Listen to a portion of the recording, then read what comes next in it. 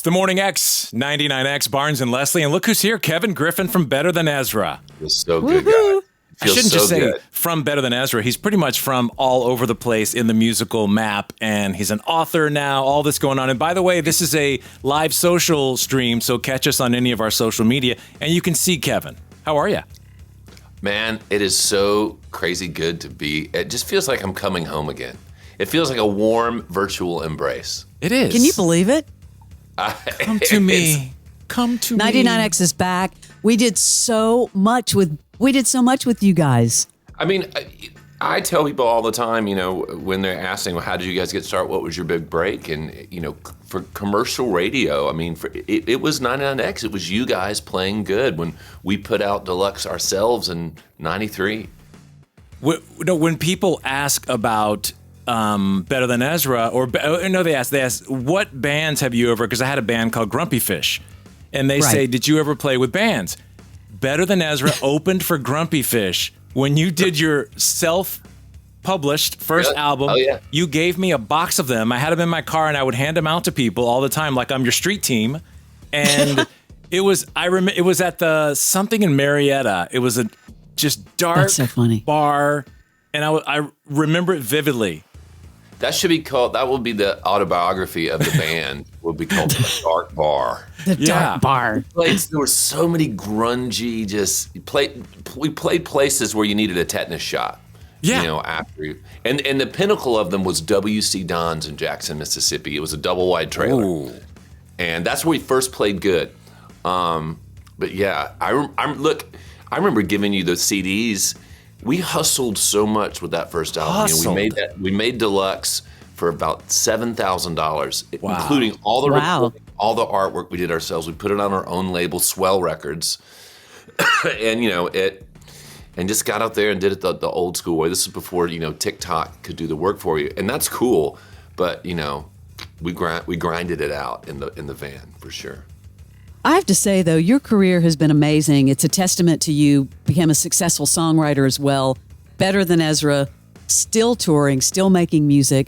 You've got this unbelievable festival, which we're going to talk about later. And you've written a book. I've written about how to survive in the music industry. Let's talk about that. At some point, I realized that I wanted to do different things in the music business. And it's... The first person I ever co-wrote with was in 2001, and it was Meatloaf. Really? Better Than Ezra. It's crazy. Better Than Ezra was making our Closer album after we'd been dropped. We were out in L.A. mixing it at Conway Studios, and Justin Timberlake was in one studio, Ezra was in the second one, and Meatloaf was in the third. And Alan Kovac, who was manager of Meatloaf and of Blondie and of the Bee Gees and Motley Crue, came up and introduced him and said, "Listen, Kevin, Alan Kovac, Meat wants to write a song with you." And I was like, "What? Meatloaf?" And that was the first time I took the leap and collaborated, because I wrote all the Better Than Ezra stuff myself. But after that was, we wrote a song called "Testify" that was a hit for Meatloaf, and then I wrote a song that was a single for Blondie. I wrote a song with Barry Gibb at his house down in Miami. It was a terrible song, but I did get to go inside Barry Gibb's walk-in pot humidor, which was amazing. That's a whole nother segment. But at one point, Alan Kovac said, and he was not a shy guy, he goes, "Kevin, look at all I got. I got publishing, I got real estate, I got all this. You only got Better Than Ezra." He was really that kind of guy. But he was making a point that, like, hey man, you should keep writing, you should keep collaborating, keep doing things in the music business. And it really and I probably would have done it anyways, but I just like learning new things. And you guys already know there's so many different hats to wear in our business and in any business.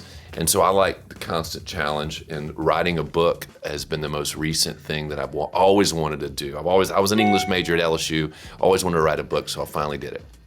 I want to get into the book. We have time with you, and also a Better Than Ezra concert that is on Friday night that I had no idea was happening, which I can't wait to share. On the songwriting topic, you write you have like 80 million streams of songs you've written under your belt, which is freaking amazing. Do you have the artist come first and say, "Hey, Kevin, I need a song," or do you just have a bucket of songs, and then the artist comes and you go, "Let me look in this bucket"? That's a good question. I always, if I'm writing with an artist, I always do a couple of days before. I kind of do this due diligence. If I'm not familiar with the artist, I just kind of do this deep dive and I start listening to their music. I even look at their socials. I become a creeper in really short order. But I kind of I want to know where they're coming from, what they're into. My success as a co-writer has been making what that artist does better. Like, oh, this is where they're coming from, and I can hear. I was working with an artist the other day, a kid named Jonah Kagan. He's on an Arista Records, and I was like, oh, he's a big James Bay fan. I could hear that chord, so I just kind of started thinking about that. And so every session, I'll have a few ideas. I'll have starts. I'm prepared to do the heavy lifting. The best scenario is when the artist has a song that they were like, hey man, I was actually humming this on the way down to Franklin. I was humming this idea. Then they have this ownership and they already love it. That's kind of what I do. But then I'll be working with an artist and I'm like, oh my God, that song from 3 years ago that never got cut is a good one. And sometimes, like there's an artist, Chaz Cardigan on Capitol Records. I wrote this song with Steve Aiello, who's the bass player from 30 Seconds to Mars. We wrote this song called Live a Little, and it was going to be, we were trying to place it on some TV show, and it never happened.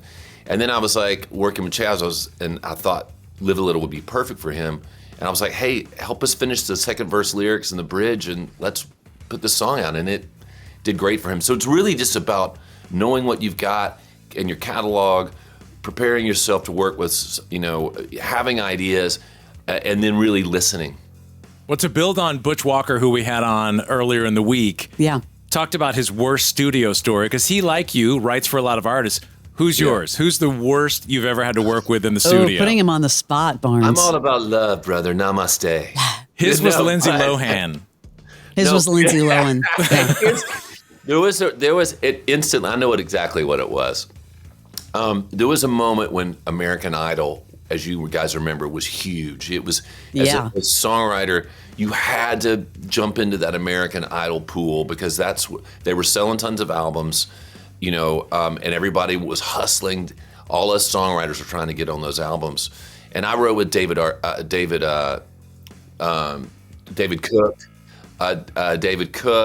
Oh, yeah. Ruben Studdard, you name it. I mean, I wrote Jason. I wrote with all of them. But the one that stands out, they were all unique. The one that stands out was, I was living in LA, it was David Archuleta. And remember David Archuleta? Hey, he was this kid. He did his cover of Imagine that would just bring tears to your eyes. But what I realized was that 19 Management would sign these kids, to publishing deals, but a lot of them weren't writers. So they would get into a songwriting session and they just weren't writers. They had nothing to bring at all. They were sweet people. And I was writing with this guy named Jamie Houston who'd written some big hits. And we spent 8 hours trying to pull a song out of David Archuleta, or letting him give us feedback on the song idea that I'm looking for a prop. Trying to give us feedback on an idea we had, and he would just like, that was his. Hadn't lived life yet. That was it. And wait, so at one point, I'm singing this song. I'm going, I don't know what I'm singing. I'm like, you crush me. And I looked over at Jamie Houston, and he had his guitar, and he had a Sharpie, and he was going. We were trying anything to get him to react, to get a song, and nothing happened. So, David, I love you, kid, but that was my worst songwriting session. He was just on as a mentor recently. Oh, that's right. I have to say, though, you've had success in all genres, though. Pop, rock, country. Do you have a favorite song that you've written for someone else? There's a few. There's the hits like Collide for Howie Day, Sugarland, Stuck Like Glue. I tell you, I love there's a current song on the country charts by Tiger Lily Gold, Shoot Tequila. Shoot Tequila's great. Thank you. And I love those girls. Probably one that I wish had been a hit was by Augustana called Counting love that Star. band. We wrote Dan Leas and I wrote a song called Counting Stars Then they went out on tour with One Republic. The next year, One Republic came out with a song called "Counting Stars," and it was one of their biggest hits. Ours wasn't a hit. Brutal. I'm like to Dan sometimes. I'm like, did Ryan Tedder steal our title? Because I don't know, man.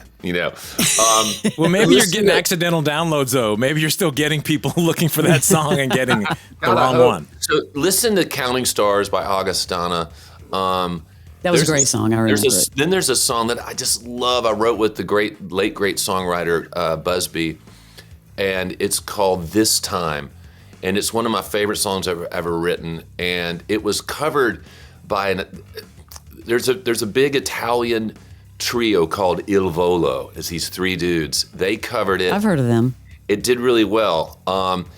It's an operatic version of it. But Better Than Ezra is going to do a version of it on our next album that's coming out, and so I'm excited about that. But what about a song you regret giving away or selling or whatever that you wish you would have kept for yourself?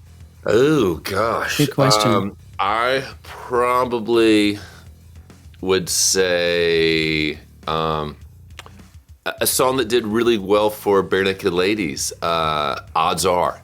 Oh, that's a great one. I didn't know you wrote that. I love Robert. I've written Ed Robertson. I've written on the past 5 albums with him, and we've all the singles. And it's one of the greatest collaborations. We have so much fun. We mostly talk about Rush. They're funny. Odds Are would have made a great Better Than Ezra song. Kevin Griffin is here. Kevin's got a new book. What is going on in this book? This is such a cool idea. It's a great idea. Thank you. I don't push the book at all, but I try to. He's holding it up. FYI, we're on video on social. So, about 6 years ago, I was in a bar in New Orleans during Mardi Gras. They say that nothing good happens in a bar after 2 a.m. except this one time. I ran into this friend of mine, Brady Wood, and he asked me to. They were in New Orleans for a YPO convention, and they had just left Malcolm Gladwell, the famous Malcolm Gladwell, Tipping Point, Outliers. Yes. And he said they had done a speech for them, and he goes, "Man, why don't you do a speech for us sometime?" And I was like, "Yeah, I'll do it." 3 months later, I had to figure out what to speak about to this group of business leaders, super successful dudes, and men and women, and I realized I was like, wow, there are things that I've had to learn how to do in my business of songwriting and the career of music that I do to stay successful and inspired and creative that every career does, regardless of whether you're a baker, a plumber, a lawyer, an entrepreneur, or a musician. So I put it into a speech, and it really took off. I go all over the place speaking to people like Nike, Google, Disney, Salesforce, Live Nation, talking about. I've not heard career. of any of those companies. Are they surging companies? Yeah, little that's a bubbling sweet gig. bubbling under startups. Yeah.